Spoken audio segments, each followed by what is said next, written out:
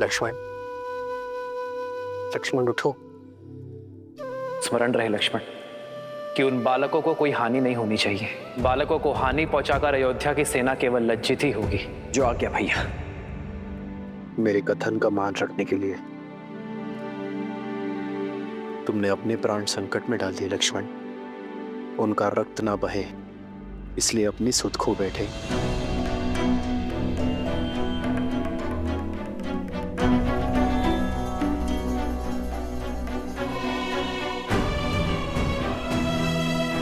शत्रुघ्न,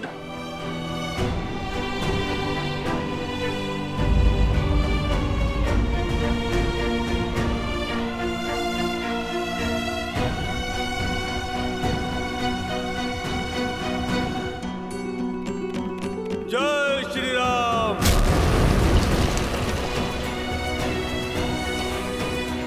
अपने भाई के पापों को पीछे छोड़ आपकी शरण में आया हूं प्रभु। मुझे स्वीकार कीजिए प्रभु। विभीषण,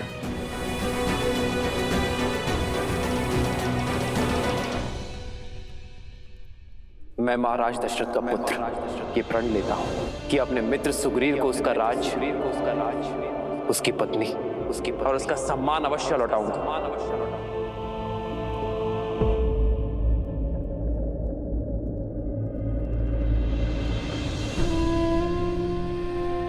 भरत, भरत मेरे भाई, उठो भरत, तुम्हारे राम भैया आए हैं। जाओ भरत, बिना किसी बंधन के जाओ। चाहे अब उन दो बालकों को जो दंड देना पड़े दो, और अयोध्या का अश्वमेध यज्ञ पूर्ण करवाओ। स्मरण रहे, माता कहती है, धैर्यम सर्वत्र साधनम। भाग्य भी साथ साधने वालों का साथ देता है। कल हम पुनः श्री राम के समक्ष जाकर उनका सामना करेंगे।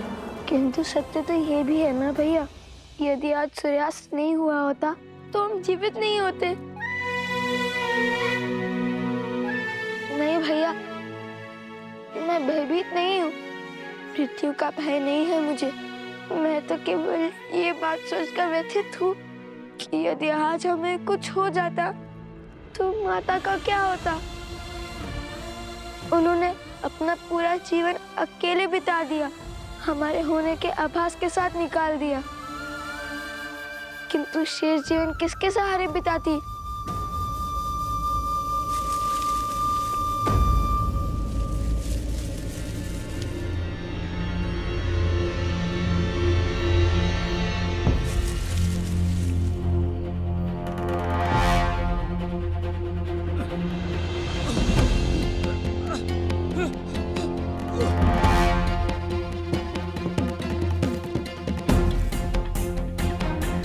ऋषिवर, ऋषिवर, क्या हुआ आपको? उठिए।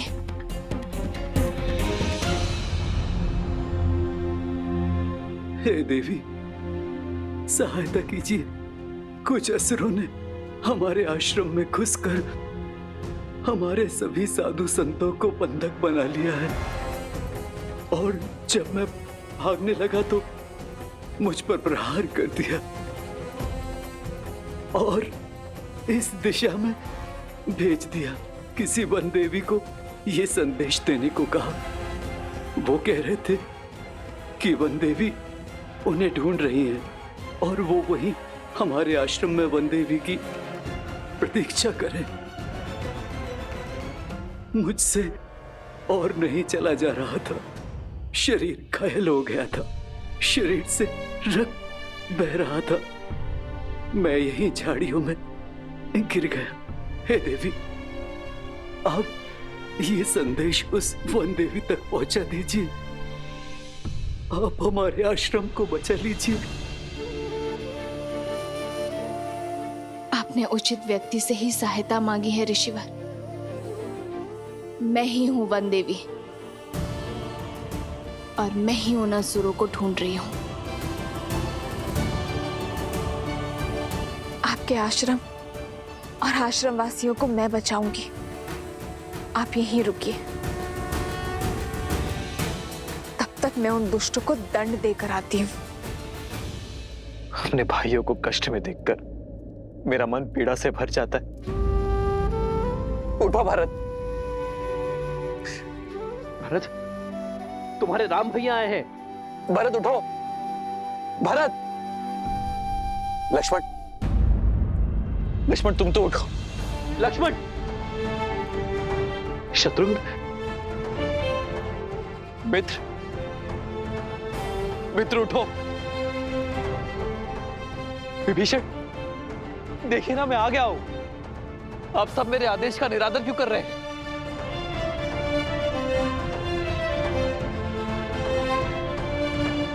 अब सब शुभ होगा।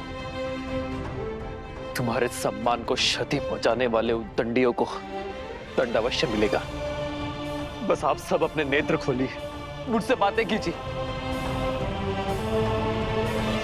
जितनी पीड़ा में आप सब हैं, उससे अधिक पीड़ा मैं उन्हें दूंगा।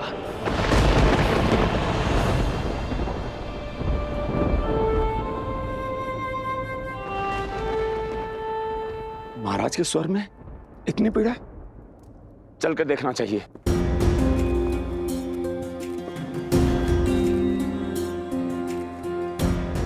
वैद्यराज, आप तो इतने दिनों से इनका उपचार कर रहे हैं, तो फिर ये ठीक क्यों नहीं हो रहे हैं? ऐसी कौन सी औषधि है जो उपलब्ध नहीं है? आप मुझे बताइए, मैं वो औषधि लेकर आऊंगा। आप बस इन्हें स्वस्थ कर दीजिए वैद्यराज। मेरे भाइयों, मेरे मित्रों को स्वस्थ कर दीजिए। महाराज, जिन अस्त्रों का वार इन पर हुआ है वो असामान्य अस्त्र है। हम उन्हीं अस्त्रों की काट खोज रहे हैं। इनकी सुध लौटाने के लिए हमें तनिक और समय चाहिए।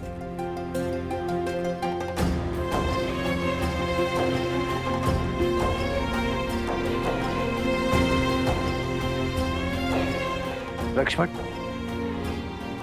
लक्ष्मण, लक्ष्मण, लक्ष्मण,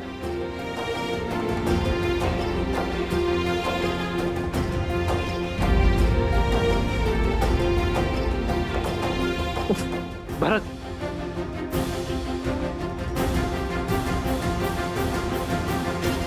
वैद्यराज भरत को देखिए।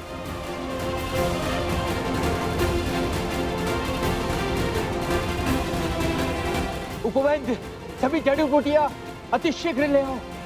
इसी क्षण हमें इनके प्राण बचाने होंगे, अन्यथा अनर्थ हो जाएगा।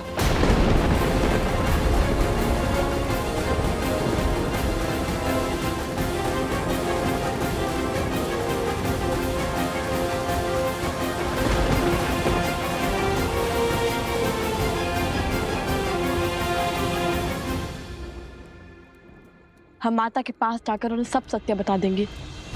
ये हमारे जीवन के अंतिम क्षण भी हो सकते हैं। कल सूर्योदय के साथ कुछ भी घट सकता है।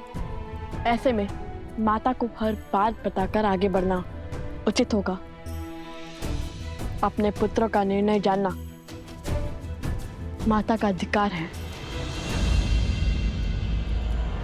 हाँ भैया, हम माता को अपना निर्णय ही नहीं, अपने मन की हर मंशा के बारे में बताना चाहिए।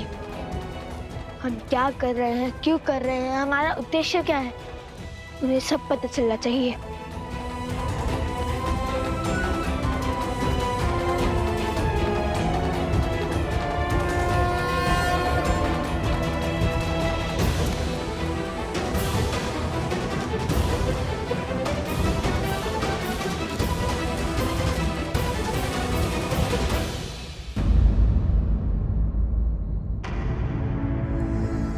आओ सीता, भीतर आओ। वनदेवी, मुझे परिचय की क्या आवश्यकता है? पुराना शत्रु हूं तुम्हारा। ये स्वर, ये कंपन,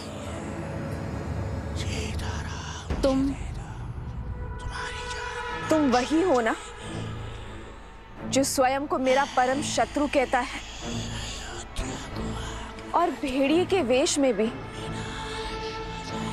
तुम ही ने प्रहार किया था ना?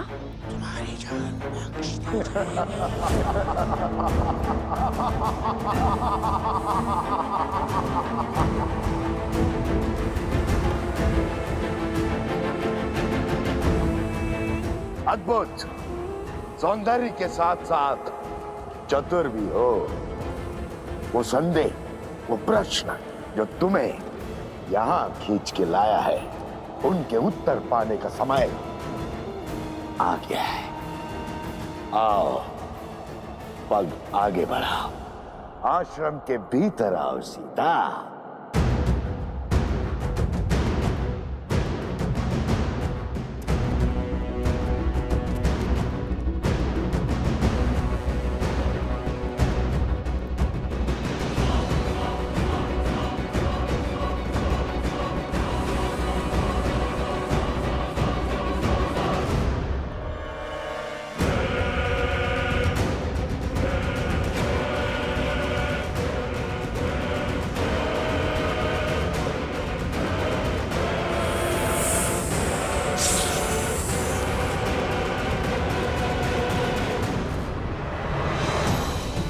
माता, माता, माता, माता।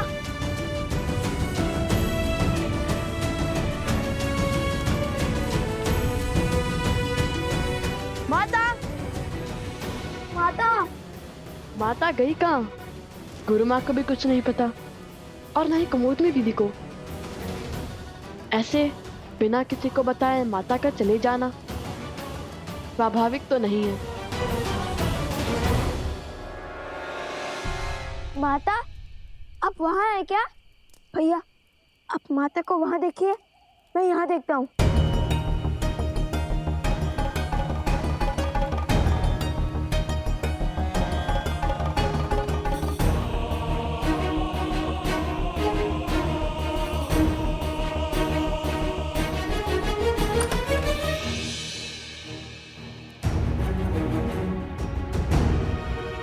लव, कुश, क्या हुआ? इतने चिंतित क्यों लग रहे हो? आपने माता को कोई देखा?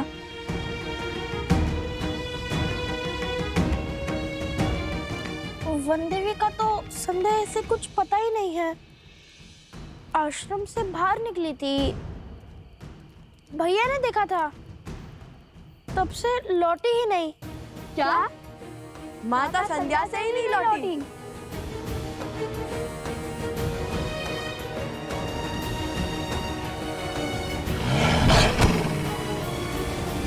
अपने द्वंद में हम इतने व्यस्त हो गए कि माता की विपत्ति से विमुख ही हो गए। नहीं भैया, हमारे होते हुए हमारी माता पर विपत्ति आ जाए तो हमारे जीवन का क्या अर्थ, हमारे श्वासों का क्या लाभ? चलिए चलकर माता को खोजते हैं।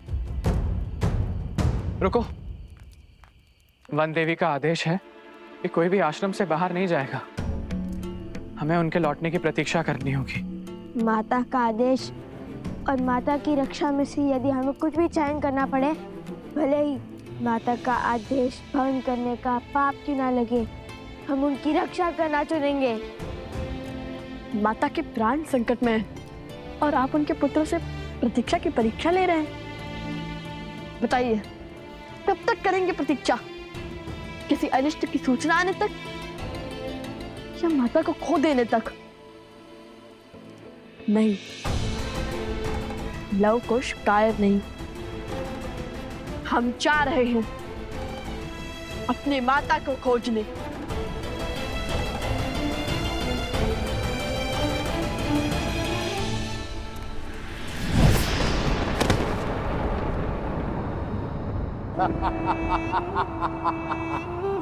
ये कैसी माया है? मेरी तनिक सी माया को नहीं पहचान पा रही हो सीता, तो मुझे क्या पहचानोगी? ये वही माया है जिसका उपयोग वर्षों से तुम्हारे परिवार के विरुद्ध करता आया हूं मैं। अब इसी माया से तुम्हारे पुत्रों के हाथों तुम्हारे पति के प्राण लेने हैं मुझे। बहुत पुराना प्रतिशोध पूर्ण करना है तुमसे। अपना बल दिखाने का प्रयास मत करना, अन्यथा एक चुटकी बजाते ही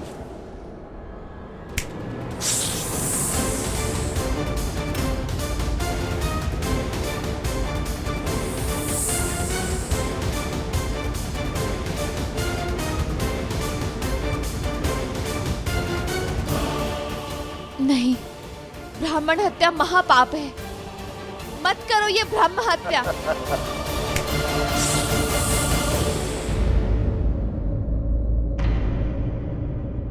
अभी भी मुझे पाप पुण्य का भेद समझा रही हो। ज्ञान देते देते दाव खेल जाना आता है तुम्हें, परंतु आज यदि तुमने कोई भी खेल खेला, कोई भी दुस्साहस दिखाने का प्रयास किया, तो जिस रघुकुल ने सदा साधु संतों की रक्षा की है, उसी रघुकुल की पुत्र वधू इन साधुओं की मृत्यु का कारण बनेगी।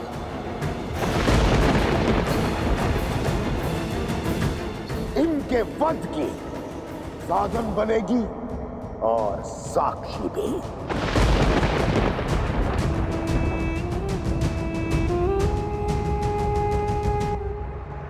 क्या चाहते हो तुम?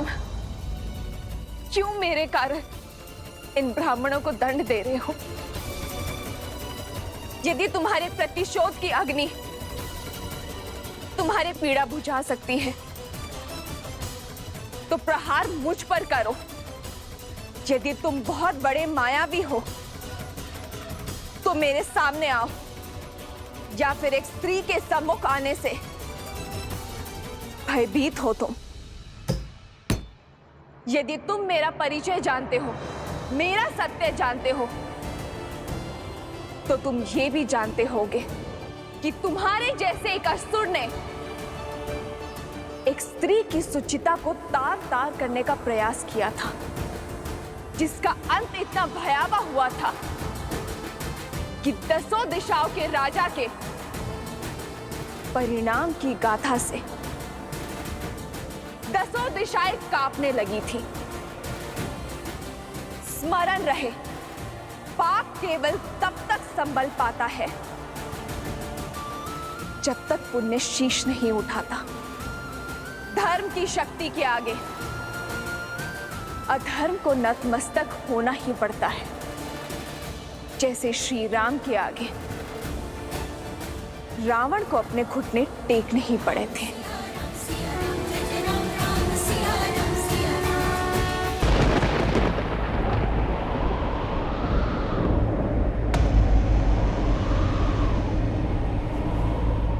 वो दशानंद रावण था, किंतु मैं सहस्त्रमुख रावण हूं। सहस्त्रमुख रावण।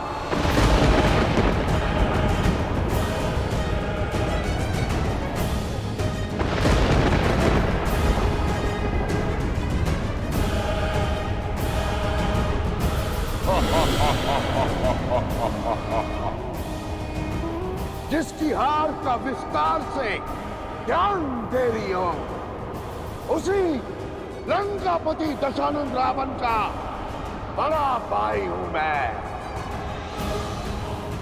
सहस्त्रमुख रावण।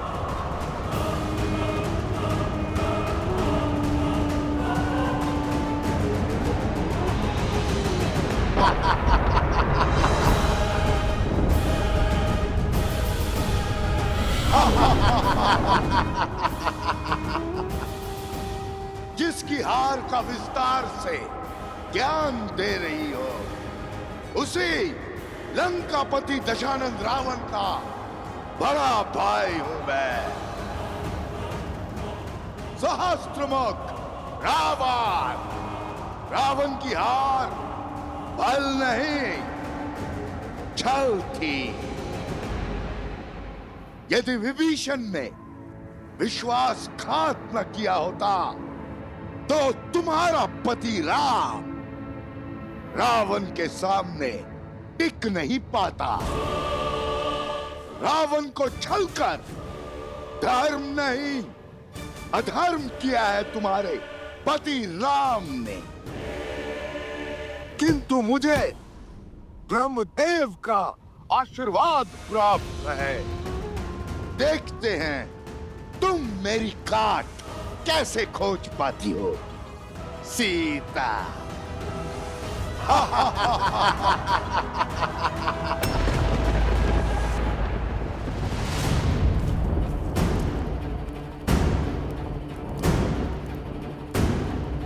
रुको कुश।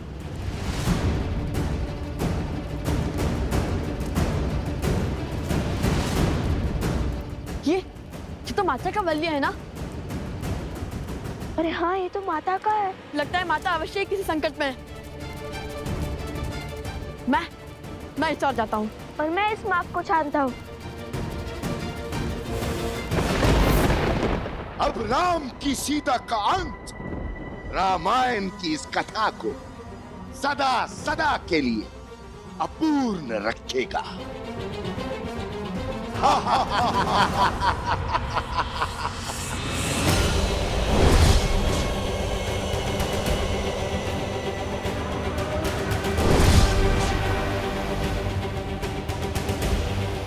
तुम्हारी मृत्यु रामायण को कभी संपूर्ण नहीं होने देगी। तुम्हारी मृत्यु सिया राम को कभी एक नहीं होने देगी। संसार सदैव तुम्हारे विचार और त्याग से अनभिज्ञ रहेगा। तुम्हारी मृत्यु राम राज्य की कल्पना का अंत होगी। तुम्हारी मृत्यु के पश्चात ना ही रघुवंशी राम बचेगा, ना ही रघुकुल का वंश, और ना ही राम सीता के विचार। कुछ शेष बचेगा तो मेरा फैलाया लोक अपवाद, मेरी आसुरी सोच।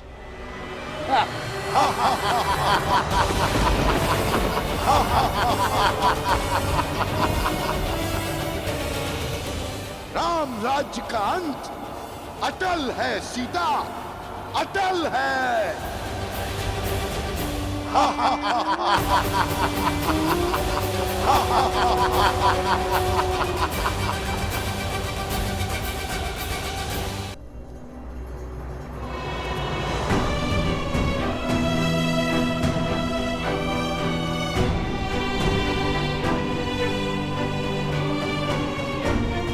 वैद्यराज, वैद्यराज कुछ बताइए ना, इन सबको हो क्या रहा है?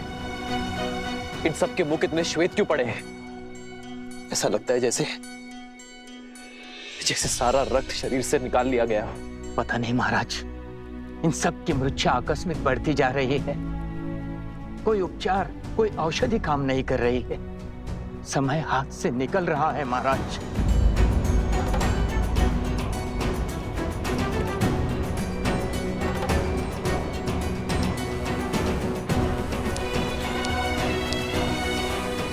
ये पात्र 8 पहर में रिक्त हो जाएगा, अर्थात 8 पहर में एक काल चक्र पूर्ण हो जाएगा।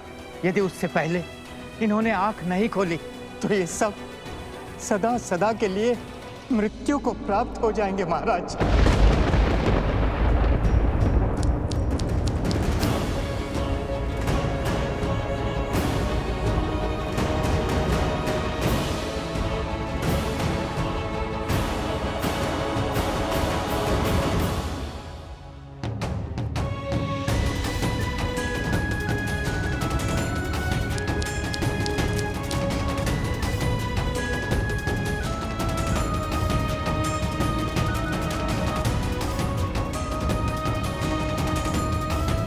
कोई तो औषधि,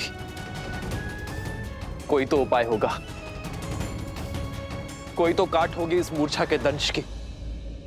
होगी महाराज, काट होगी, उपचार होगा, औषधि भी होगी, किंतु हमारे पास नहीं है।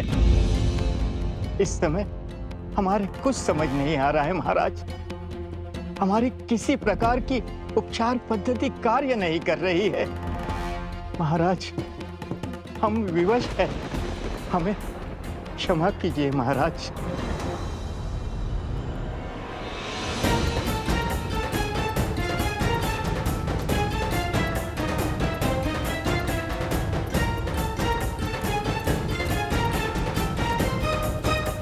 अरे अरे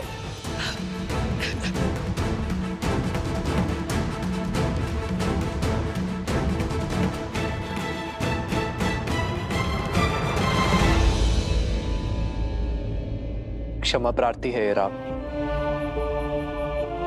जिनके होते हुए ये सब। क्षमा कैसी महाराज, ये तो हमारा सौभाग्य है कि हमारे पति अयोध्या और आपकी सेवा करते करते वीर गति को प्राप्त हो जाएंगे। अपनी सीमाओं की, अपने मान सम्मान की रक्षा करना ही तो धर्म की परिभाषा है। और यदि कल को कुछ अनर्थ हो गया तो कम से कम इस बात की संतुष्टि तो रहेगी कि अयोध्या के माथे कोई कलंक नहीं होगा। रघुवंश सदा सूर्य की भांति चमकेगा।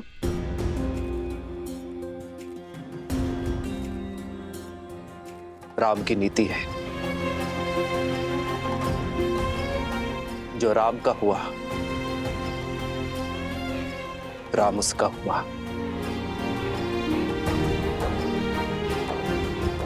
यदि कल तक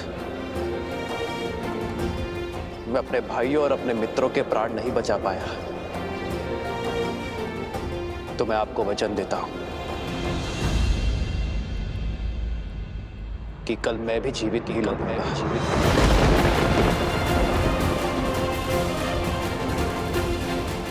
अपने भाइयों और अपने मित्रों के पार्थिव शरीर को मैं अपने प्राणों से श्रद्धांजलि दूंगा।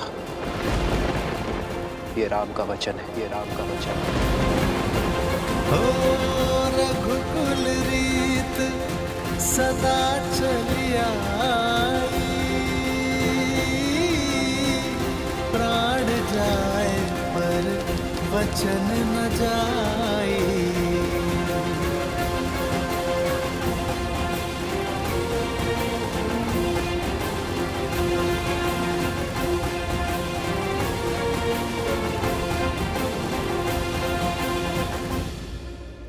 मुझे तुम्हारे साथ की शक्ति की आवश्यकता है सीते।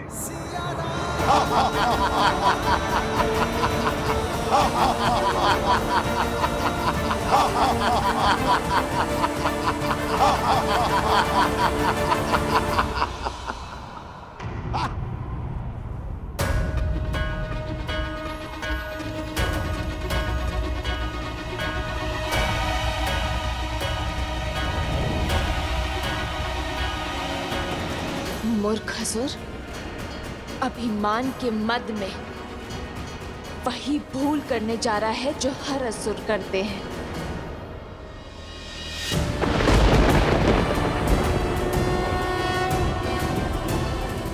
अपने भाई की मृत्यु के बाद भी ये बात नहीं समझे तुम? अपनी शक्तियों के चलते तुम उस संतुलन को बिगाड़ने का कार्य कर रहे हो जो इस संसार का आधार है। अपनी शक्तियों में इतनी दृष्टिहीन हो गए हो तुम कि स्वयं को त्रिलोक के स्वामी समझ बैठे हो। तुमने इस सत्य को बताकर मेरे सामने आकर बहुत बड़ी भूल कर दी है सहस्त्रमुख। क्या चंचलाक्षी को भूल गए हो सहस्त्रमुख?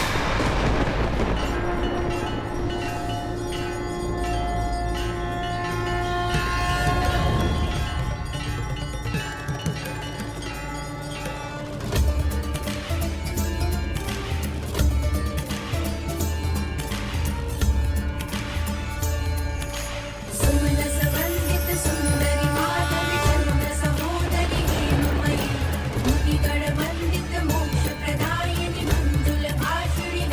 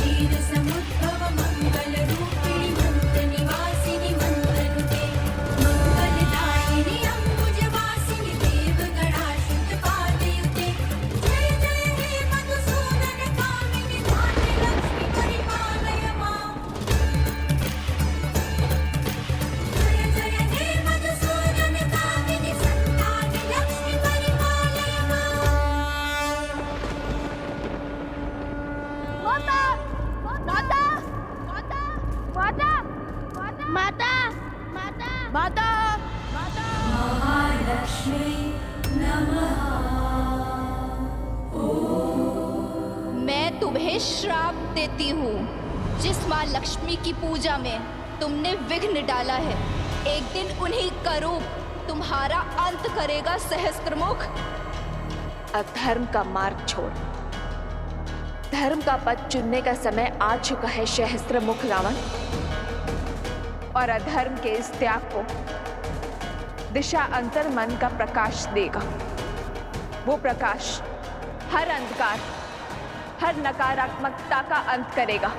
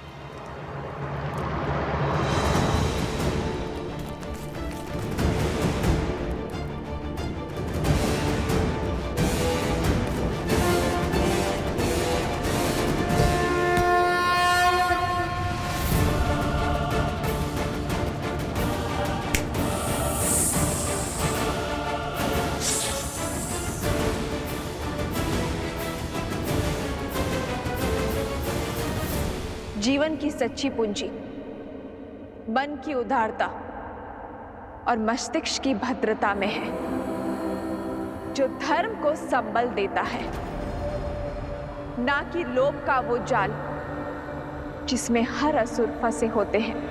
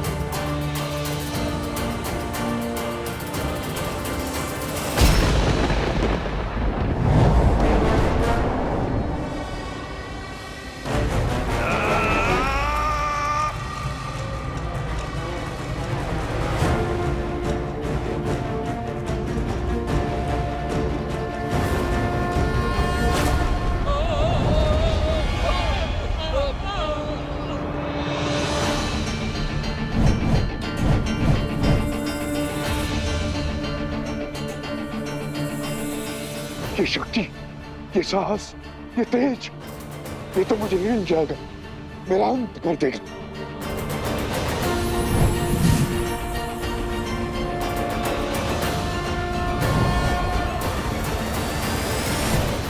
मैं चाहूं तो इसी क्षण तुम्हारे पापों का अंत कर सकती हूं, तुम्हारा वध कर सकती हूं। इस संसार, इस सृष्टि और इस ब्रह्मांड से तुम्हारा हर चिन्ह मिटा सकती हूं, किंतु अभी वो समय नहीं आया है। तो अपने इस जीवन दान का उपयोग अपने पापों के प्रायश्चित में उपयोग करो, क्योंकि यदि इस क्षण के बाद हम दोबारा मिले तो वो तुम्हारे जीवन का अंतिम क्षण होगा। कालो ही कारण धर्मस्य, कालो जय पराजय, काल सर्वस्य हेतु सदा संयम पालयेत।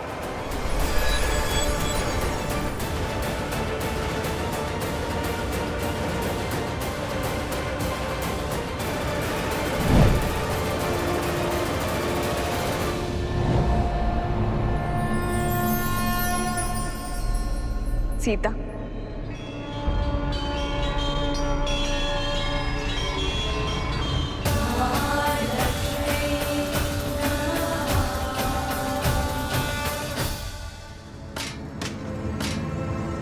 मैं हार गया।